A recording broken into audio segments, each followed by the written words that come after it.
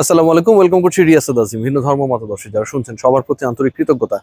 বাংলাদেশ জাতীয় ক্রিকেট দল ঘোষণা হয়েছে এশিয়া কাপের জন্য এবং একই সাথে নেদারল্যান্ডসের বিপক্ষে বাংলাদেশ যে হোম সিরিজ খেলবে সেটার জন্য। মূল উদ্দেশ্য যেটা, আপকামিং যত ক্রিকেটই আলোচনা হবে সবকিছুর মূলে রয়েছে, সেটা এশিয়া কাপ হতে পারে, ন্যাশনাল টিম অ্যানাউন্সমেন্ট হতে পারে, নেদারল্যান্ড সিরিজ হতে পারে, সবকিছুর মূলে হচ্ছে আপকামিং টি-20 ওয়ার্ল্ড কাপ। এবং এই ফরম্যাটটায় বাংলাদেশ সবসময় একটা ভালনারেবল সিচুয়েশনে ছিল, বাট আমরা দেখেছি টানা দুটা বড় সিরিজ তারা জিতেছে, against Pakistan at home and against Sri Lanka অ্যাওয়েতে। এই দুই সিরিজ জেতার পরে বাংলাদেশের বিশ্বকাপ এক্সপেকটেশনস, যেটা ভারতে অনুষ্ঠিতব্য আপকামিং ফেব্রুয়ারিতে, অনেক বেড়ে গেছে এবং সেটা খুব স্বাভাবিক।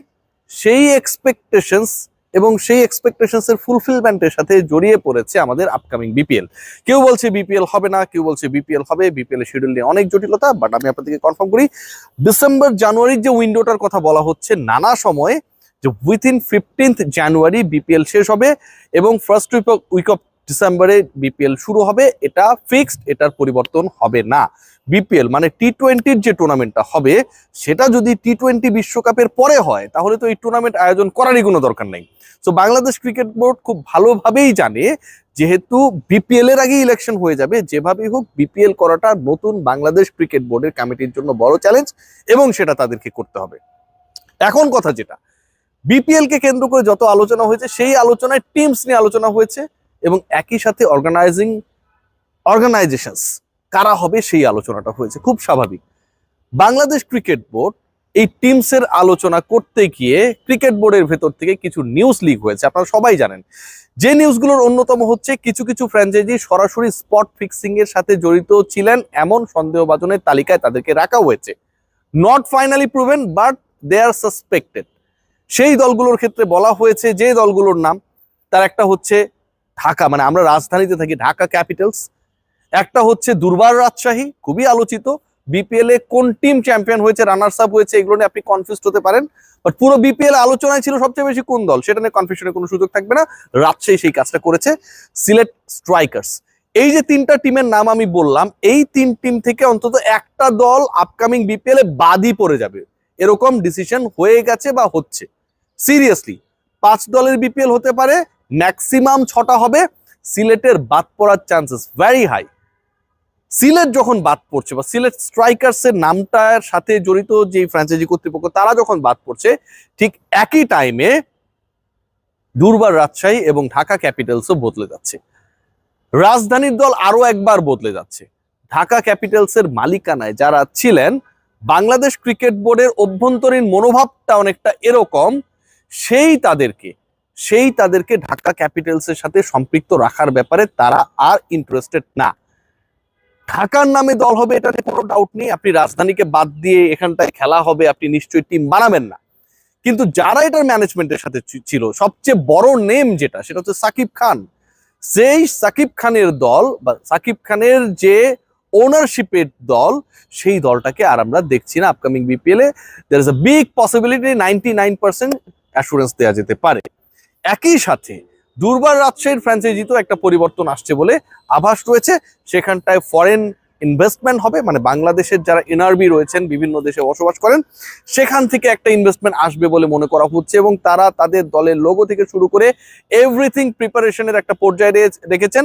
রাজশাহী নতুন টিমের নাম হবার সম্ভাবনায় যে নামটা শোনা যাচ্ছে সেটা হচ্ছে রাজশাহী এক্সপ্রেস।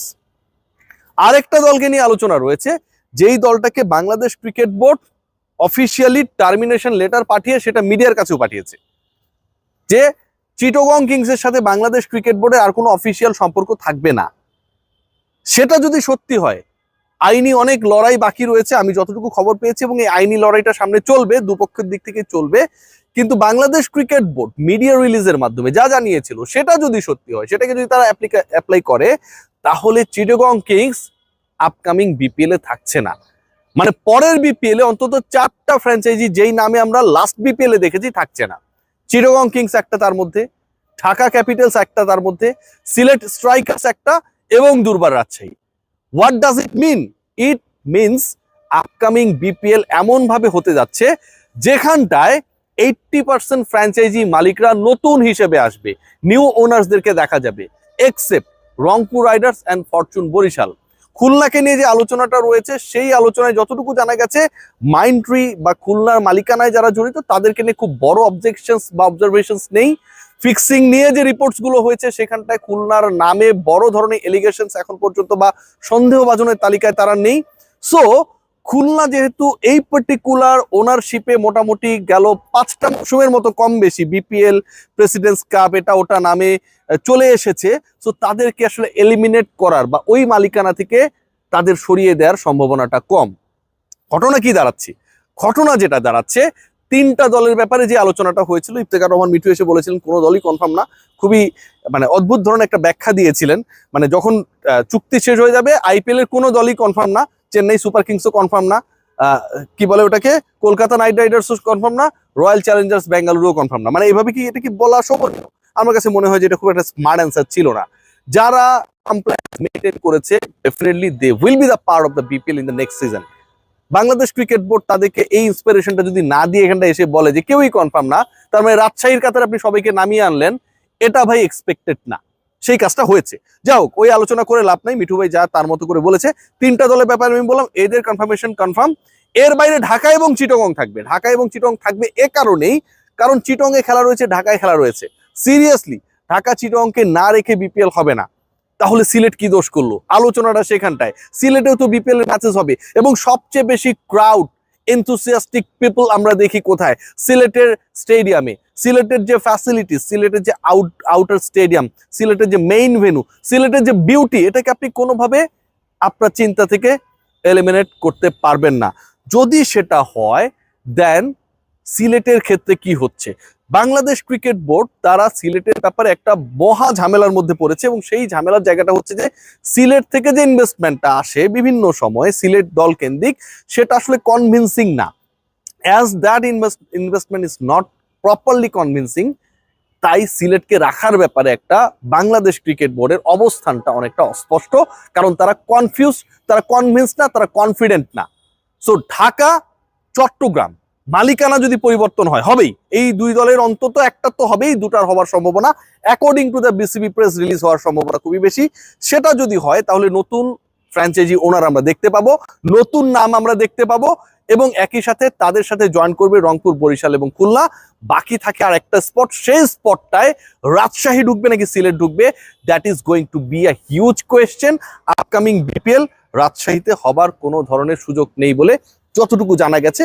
রাজশাহীর উইকেট সুন্দর, রাজশাহীর হোটেল ফ্যাসিলিটি সুন্দর, বাট ক্রিকেট ইভেন্ট আয়োজনের জন্য এর বাইরেও কিছু ফ্যাসিলিটিস লাগে। জাস্ট থিঙ্ক অ্যাবাউট, আমার যারা সহকর্মীরা রাজশাহীতে গিয়ে এর আগে লোকাল টুর্নামেন্টগুলো কভার করেছে ওই স্টেডিয়ামে, they are very much annoyed, they are very much frustrated regarding the facilities and the coordination of the local organisers. এটা বলতেই হচ্ছে, কারণ আমার এই আলোচনাটা আপনারা দেখেন, তারা এখানটা এসে আমার সাথে শেয়ার করেছে, আমার ছোট ভাইরা যারা এখান থেকে গেছে বিভিন্ন সময় রাজশাহী বিভিন্ন পর্যায়ের লিগগুলো বা টুর্নামেন্টস গুলো কভার করতে, তারা একদমই হতাশ। পানি চেয়েও পাওয়া যায় না, মানে একটা ছোট্ট এক্সাম্পল দিলাম যে সাধারণ খাবার পানিটা চেয়েও পাওয়া যায় না। সো ওই জায়গাটাকে আসলে প্রমোট করার কোনো কারণে, অর্গানাইজার আপনারা ভালো হন ভাই, সবাই ওখানটায় খেলা দেওয়ার ব্যাপারে উচ্চ কণ্ঠ হবে। বিপিএল জমে উঠছে, অনেকগুলো দল বদলে যাচ্ছে, ঢাকার মালিকানায় ঢাকা থাকছে না, চট্টগ্রামের মালিকানা সম্ভবত চট্টগ্রাম থাকছে না, এবং সবচেয়ে বড় ব্যাপার যেটা, রাজশাহীর মালিকানা অবভিয়াসলি পরিবর্তন হচ্ছে, সিলেটেও যারা ছিলেন তারা থাকছে না 100% মোটামুটি শিওর। সবাই ভালো থাকবেন, টেক গ্রেট কেয়ার।